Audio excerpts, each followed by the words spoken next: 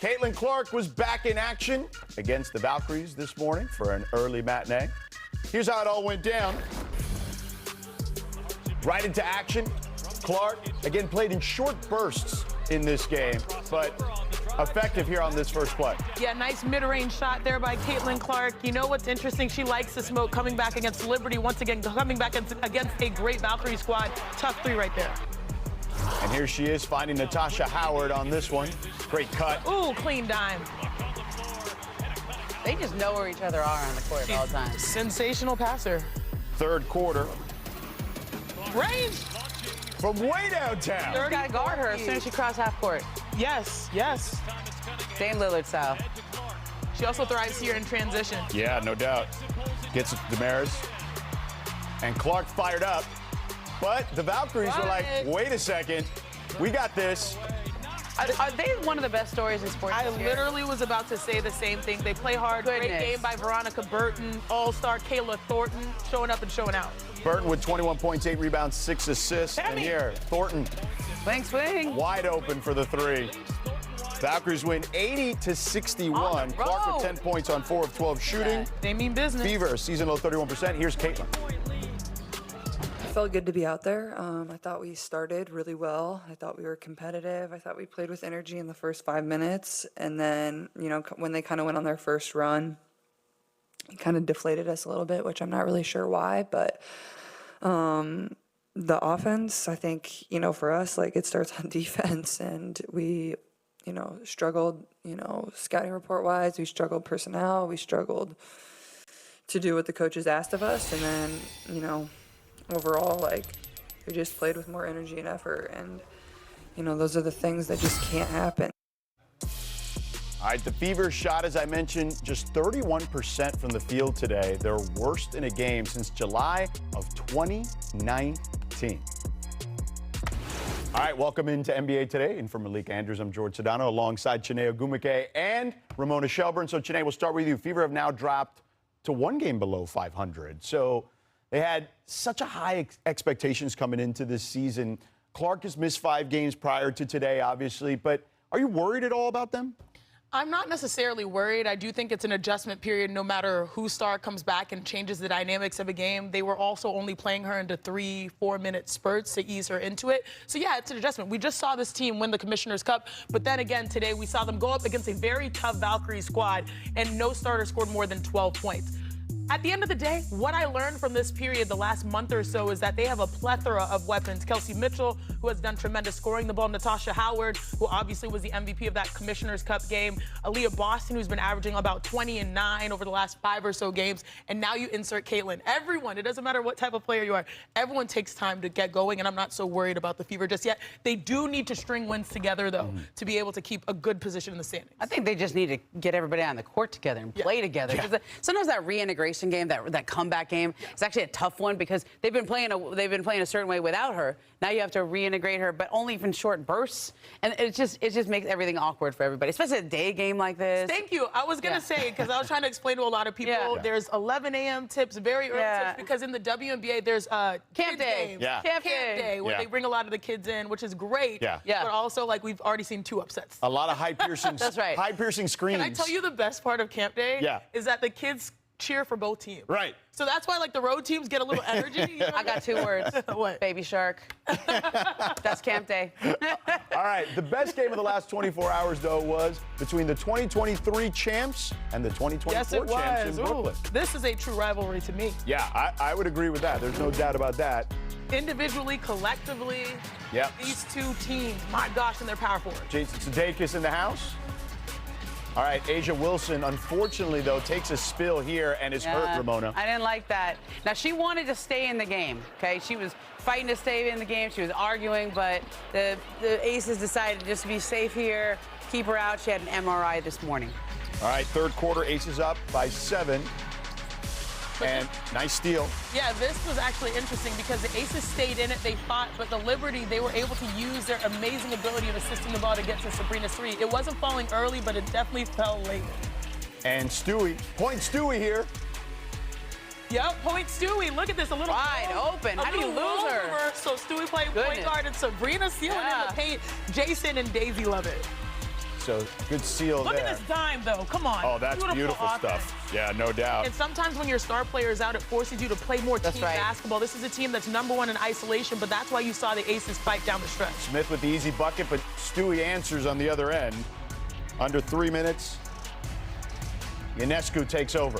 And one. Emotion. Watch this on the sideline. And look at the dap up. Elite level fan dap up right there from Sabrina. About 90 seconds here. Ionescu. Oh my gosh, the vision here. She's having a career year averaging 18.9 points per game, but also she's a capable passer as well. Phoebus with the and one, son. Liberty win by 9. Thinking about going into the lane there. Ionescu with 28. Here's Sabrina. How were you able to balance your scoring with also finding your teammates and doing a great job with your assisting game? Yeah, I mean, just trying to get downhill and continue to drive and kick. Obviously, entrusting my teammates to continue to make the right reads. And I feel like we dug really deep today and super happy to get a win. Big dubs, Taj, big dubs. Big dubs. Ending the game with 5 stops in a row. I love that. Oh, I love that. Asia Wilson took to threads and posted this on her MRI. Welp! Nothing wakes you up like the sound of an MRI machine. Just want to say thank you for all the prayers. New York Liberty, thank you so much for the quick help and privacy. I truly appreciate it. To my squad, thank you for preventing my crash out, LOL. They protected her with a towel. God has a plan that I'll never question. We're going to be all right. So. Great to hear it from her. All right, from one champ to the next, the dollars are flying around in OKC as the big man, Chet Holmgren, got paid this morning. Holmgren agreed to a fully guaranteed rookie max extension worth a projected $239 million, which could be worth as much as $250 million. Oh, my goodness. This deal does not include a player option, by the way, and that's after SGA already signed his 4-year Supermax deal worth a projected $285 million. The MVP's contract, which starts in 2 years, is worth over $71 million a season, the largest average annual value in NBA history. The Thunder have now committed a projected $524 million in extensions to keep SGA and Chet in OKC through the 30-31 season. Next on their agenda could be an extension for Jalen Williams, who, like Holmgren, is rookie extension eligible this summer. Now welcoming in the man who broke the news this morning, our guy Shams Charania. Check out the full rookie max extension. How did this deal come about, Shams? George, when you win a championship, the second youngest team ever to do so, big business awaits. And they got Shai Gilgeous-Alexander done on that 4-year, $285 million Supermax last week. And then it was about Chet Holmgren and Jalen Williams, a.k.a. J-Dub. And today was Chet Day, and getting him done was the priority. Oklahoma City officials and Holmgren's agent, Bill Duffy at WME, they met over the last week or so, ironed out this 5-year full max extension that reaches almost $250 million this morning. It is fully guaranteed, and this is for a player that has dealt with some serious injury issues in his 3 seasons. But listen, last year, he was the anchor of what was a historic defense. He had the best plus minus of any player in the NBA playoffs. He had the most blocks ever in a Game 7 of the NBA Finals. So up to $250 million for Chet Holmgren. He was on an all-star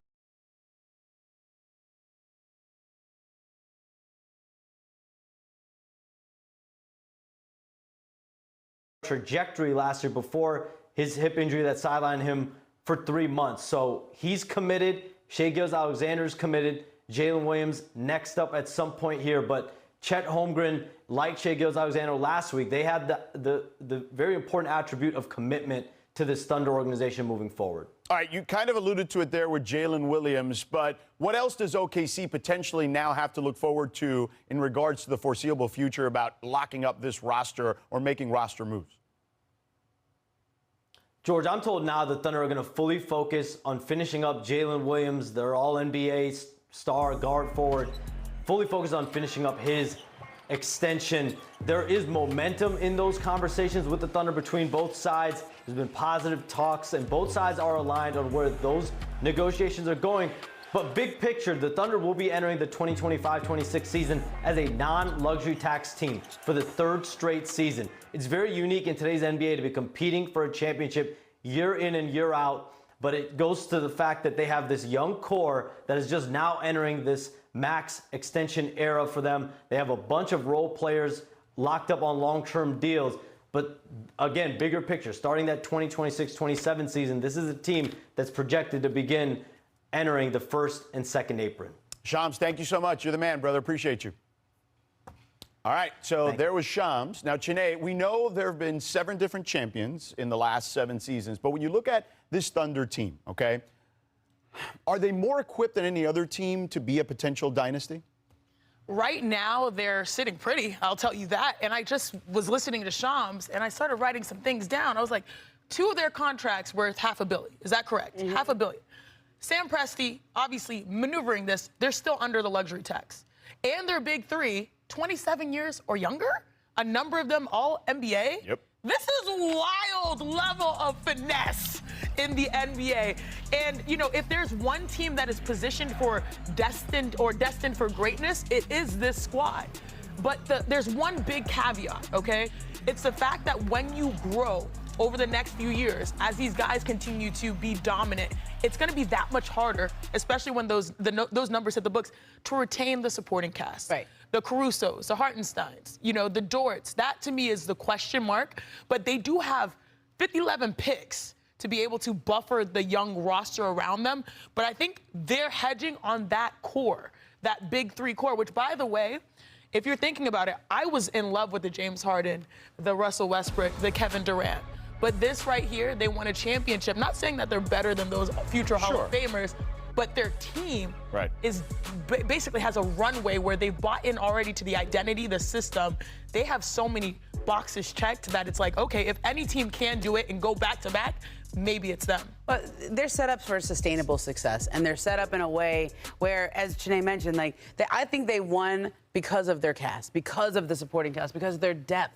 They just outlasted everybody. Mm-hmm. They had the most talent, and they outlasted everyone. And I think as we go forward, okay, Hartenstein might become a luxury. Well, guess what? You have Jalen Williams behind him, and then you have Sorber, who you just drafted, and then you have Brandon Carlson, who you just did.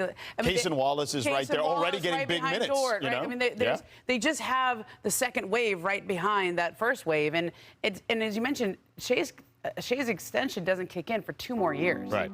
So he's still on the deal that he was on before. These extensions don't kick in for a little while. Yeah. And they have a couple years to play with those secondary players before they have to make those tougher decisions. And by the way, can we shout out Jalen Williams a little bit here? Yeah. That man was dealing with a wrist injury since March. He missed 2 weeks in March after an injury, then re-aggravated it in April, and played through the entire playoffs. He just talked about this recently, playing through that wrist injury. I was in those huddles. He was getting work on that wrist the entire conference finals and finals. I remember watching him. We saw him. There was one game where he hit a couple shots. It was against Denver. And he starts blowing on his hand. And that wrist, the wrist that's always taped. And we asked him about it post-game, and he's trying not to say anything. Sure. Right? He's trying not to acknowledge any level of pain or whatever it is. He goes, oh, I didn't even know. The cameras literally captured him doing it. And he goes, I don't even know what you're talking about. Like, that guy was cool as a pillow. And you know what's crazy to me? The only player that had high levels of consistency through all rounds was Shea. Now you're going to get that in the future with J-Dub and Chet only improving. To me, it's wild. Even though the West is still tough. Stacked. Future is bright for sure there, no doubt about it. All right, coming up, the Lakers lost in the first round in 5 this season. Does the addition of DeAndre Ayton raise their ceiling above that? Our experts break down the next steps for LA. And big couple of days for the Joker. First, he won a horse race, and then he turned down an extension. We'll tell you what it means for Jokic and the Nuggets next. Stick around.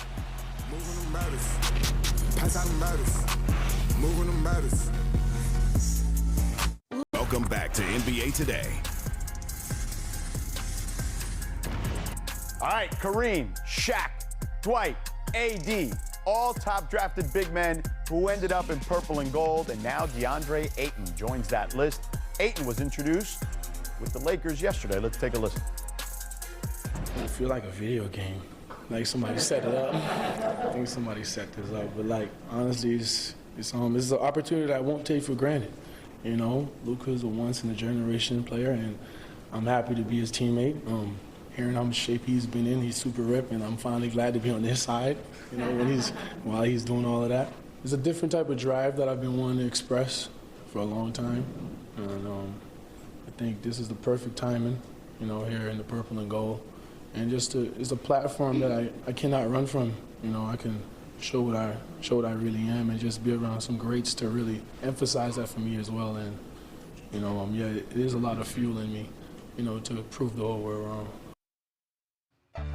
That suit game was strong yesterday. It was. DeAndre Ayton, wasn't it? All right, lucky for us, we also have a former #1 overall pick here to take a look at what's going on in LA with the Lakers, Chiney Ogwumike. So, Chiney, how do you see Ayton kind of rounding out with the Lakers? Let me talk nerdy to you. The Lakers have their long-awaited center at the center position. And as we focus on him here, because I want you guys to see, this is the impact this man will have. He actually led the NBA as a screener in points per pick and roll. So if he sets a screen, he actually generates the most points. But as we go to the tape, I'll show you why he's such a tremendous lob threat. It starts with his angles on screens, and it actually starts with his hands as well. Let's go back to when he was with the Suns. This is with one of the greatest point guards of all time. Sets a solid screen. Now you have 2, 3 people attached. Look at his arm. He's like, hey, lead the pass here, lob threat. You guys remember that value. But now fast forward to his time with the Trailblazers. I love how he adjusts his positioning on screens that allows guards to snake. Solid screen right here. He's very patient, methodical with how he cuts to the basket. And then again, look at the arm, the extension. There he goes. He leads his passers. So it's simple baskets for him. And if you think about the numbers, this is the type of offense that the Lakers want to hold down. Ayton actually triple. If you think, let's get our graphic up here. I'm not sure if we have the graphic. But if you think about Luka Doncic and LeBron James, Luka Doncic, here it is. He's second in the NBA since he entered the league when it comes to points off of lobs, generating those lobs and those assists. And then also LeBron James is 5th in that category. So if there's one player that is perfectly tailored to be the guy that they need, especially with these 2 stars offensively, these guys, future Hall of Famers, it's DeAndre Ayton. But he will have to bring his A game, Ayton and his A game. All right, Chiney, awesome stuff as always. Let's welcome in ESPN NBA reporter covering the Los Angeles Lakers, our guy Dave McMenamin. So, Dave, we've seen DeAndre Ayton go from franchise cornerstone as the #1 pick to somewhat relative obscurity in Portland. What are you hearing or assessing about his fit with the Lakers? Yeah, DeAndre said it, George, at his introductory press conference. He said, when you're not on a winner in this league, you're forgotten about. And certainly this is an opportunity for DeAndre to reestablish who he was, the promise of being that #1 pick who was a key cog on a Phoenix Suns team that was 2 wins away from the championship, on a Suns team that followed up that season by winning 64 games, getting the #1 overall seed in the NBA. Obviously, the Suns gave up on that player for a variety of reasons, and over the last couple years, only 57 wins combined with the Blazers in his time there in Portland. He sees this as a chance to get back on the trajectory of being someone who's known for the 16 points, almost 60% from the field, 10 rebounds a game. And for the Lakers, they see this as a great opportunity because he fits into their cap space they had available, only about $8.5 million contract, and they hold on to their expiring contracts. They hold on to their 2031 first-round pick. They hold on to Dalton Connect. That means they can continue to get this team better, whether that be through the rest of the offseason or leading up to the trade deadline in January and February, because, again, this is about trying to get the most out of this group and turn them into contender. Dave, what else stood out to you from that press conference yesterday? Well, it was not just DeAndre Ayton coming and joining the Lakers. It was Jake LaRavia. And several instances, both of those guys mentioned LeBron and Luka. It was almost a given, certainly a decided factor that those guys are going to be on the team next year. And I understand that LeBron James' agent, Rich Paul, gave a statement to Shams Charania when he opted into his deal for next year, basically saying that he's going to be monitoring every move that the Lakers make and wants to play for a championship contender for the rest of his days in the NBA. And I understand that Luka Doncic has a contract decision come August 2nd when the Lakers can offer a massive extension and put it on his plate. But these guys, when they were surveying the market, and they both had other options out there, they're joining the Lakers under the assumption, under the given decision that both those guys are going to be on the team. And I think we need to start thinking about the 25-26 Lakers in the same manner, that we're going to be looking at a group that has the same core as last year with LeBron James, Luka Doncic, and Austin Reeves with some new faces around them. Dave, awesome stuff as always, man. Thanks for the time. All right. You got it, George. Let's take it from the court back to here to the desk. All right, so Ramona, we'll start with you. The Lakers roster starting to crystallize a little bit at the moment. What needs to happen for LA to kind of take that next step? The first step is to make sure LeBron James is cool. That's fair. Okay, his social media has been subtweeting and a little angst, I guess. Welcome home hat. Welcome hat. Yeah, He's in Cleveland. Yeah. Proper attire. Golf. A lot of golf. A lot of golf. Yeah.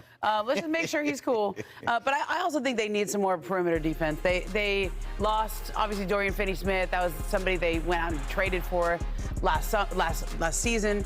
And we have Luka Doncic and Austin Reeves as your starting backcourt. You need some help on the perimeter defensively. This league is a long, athletic league, and LeBron was in that defensive role last year. He was like the middle linebacker, I guess. He was almost playing center a lot of the times. I don't think he's going to be in that role now that they have DeAndre Ayton, but they still need some more athletes on the perimeter. And that sprinkles over to pace. I think this is a league that's dictated. We saw in NBA finals that were on both ends, offensively and defensively. The pace is what dictated those types of matchups. So I think if finding the way to compete, especially with their young talent, surrounded by Luka, who knows he likes to walk it up, and LeBron, who's more methodical, figuring out that offense. We have 1 year under the belt of JJ Redick. I think he's going to, we all know he's going to dive into this. He's going to dive into the paint. He's been there. Yeah. But, I do think that this is going to be, we already had the big trade. People acclimated. We got enough on tape. Now let's see how we can actually compete now that we filled the biggest hole. Yeah, I just texted with two people in the Western Conference, one league personnel guy and one coach. And they're split. One person said, bad move. Oh. Because they said, look, Ayton, the time when they went to the finals, which was a long time ago in Phoenix, almost 2021, right? Yeah. That was the deepest paint shots we saw Ayton do in his career. And since then, now he's more like a guy that just kind of floats, pick and pop, things like that. Yep. He said all the right things yesterday in the press conference, but where will he be, basically in February? How will LeBron feel about him? Will he be that engaged all the time? Will they light a fire under him? Yeah. And the thing is, if, as this one person said, if he's going to have those type of deep paint shots, well, then Luka can work with that. Luka will make him look good. As one other person said, though, given the options, this was a great pickup for the Lakers because they needed a big. But the whole thing is, where will J.J. Redick be and how will he feel? Who will he finish with? Is he going to trust DeAndre Ayton in those times when Ayton tends to float sometimes? Yeah, well, look, on my radio show here on ESPN LA, got a shameless plug there, Sedano and Cap on 710 ESPN, we had Jason Quick on of The Athletic, who wrote a recent story about some of the issues that went on with DeAndre Ayton in Portland. And talent has never been the question with him. It's desire that's been the question. I mean, Anthony Davis, one of the best rebounders in the game, one of the best defensive bigs in the game. And then he's in Dallas now. Like DeAndre, those are big shoes to fill. He's not going to fill those shoes on those ends of the court, but he's got to do better at rebounding, rolling hard to the basket, and playing some defense back on that back line. Yeah, we'll see how it all works. Center depth help Victor Wembanyama. Look, this allows their front court to be more flexible because one thing that Victor Wembanyama likes to do is have the rock in his hands, especially when it comes to transition or even being able to shoot from three. I know he only shot 35% from three, but now you have a little bit more versatility. I also like them surrounding him with seasoned vets, but most importantly, they've got young talent. This is a team not to be played with in my great state of Texas. Next to Dallas, sticking in Texas. Shams reported that Anthony Davis had a procedure to repair a detached retina. Oh. He should be ready for training camp, according to Shams. The Mavs were crushed by injuries last year. Ramona, is it time for goggles? Yes, it's been time for goggles. He has a history of getting poked in the eye. I don't know why this seems to happen to him a lot, but back in 2020, look what LeBron James told him to do. LeBron James puts up this tweet, says, Anthony Davis, side by side with Kareem Abdul-Jabbar. It's time for goggles, man. All right, finally, reports out of Denver that three-time MVP Nikola Jokic will not seek a contract extension this summer, delaying talks until next year. Jokic has 3 years left on his current deal, including a player option for 27-28. Young Masuk reported on this story yesterday and joins us now here. So, Omi, walk us through this contract scenario with Jokic, and should Denver fans have any cause for concern here? Yeah, and talking to people around the league, and including people from the Nuggets, there's zero concern about this being something like Nikola Jokic left the door open for other teams. This was expected because next year he could sign for a fourth year up to maybe as much as close to $80 million more.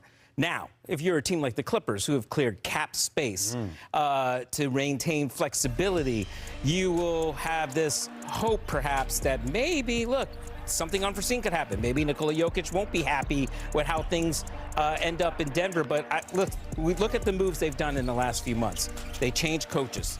From Michael Malone to Adelman. Adelman gave Jokic more of a voice in those huddles. You saw him being active there. They changed GMs. They went and swapped Michael Porter Jr. for Cam Johnson. They went and got Tim Hardaway Jr. They brought back Bruce Brown, a guy they loved in the locker room, helped them win the title. All of these moves, and Valanciunas, who they still is trending in the right direction. They believe, they're holding him to play next season to be his backup. These are all moves they're doing to make Jokic happy. And by all indications, the Denver Nuggets are not concerned about this at all, that they expected him to wait until next summer. All right, so Jokic could be a free agent as early as 2027. And Ramona, Ohm mentioned the Clippers, but there are a number of teams that are trying to look at space for 2027. How do you see this kind of all shaking out with some of these teams? I mean, I see the Clippers, and they've got spot for 2 max players in a couple of years. The Lakers are hoarding cap space.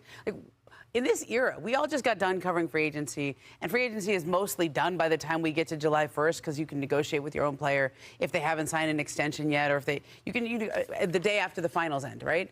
And I don't know what they're holding this cap space for. I like the idea.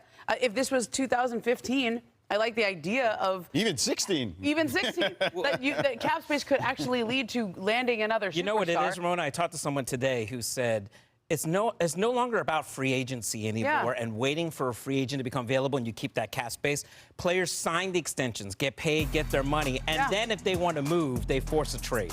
And I think that's where having the space to absorb the contract, but also having manageable contracts that you can trade, several role players that might be attractive on decent, and then you add in the picks. And if you don't have the assets and picks, you find 5 teams to come in the deal to work something out. Because wait. NBA record 17. Right. Because here's the thing. I know a lot of people certainly were stunned by the way the Doncic trade went down because of the lack of assets traded from a draft capital perspective. But the Mavs still got Anthony Davis. You still need one of those kinds of guys, an all-star caliber player, to fetch yourself potentially a Jokic or whoever could be available, another star player. I suppose you can use your cap space to acquire those type of assets that you would use in a trade like that. But you see that list and we all go, oh, wow, they could all be free. They're not really going to get to free agents. No. They're probably going to do extensions. And that's one of the things in this new CBA. And we saw this last year with De'Aaron Fox, where we kind of expected him to sign that. When he didn't do it, it left the Kings in a position where you got your answer a little too early.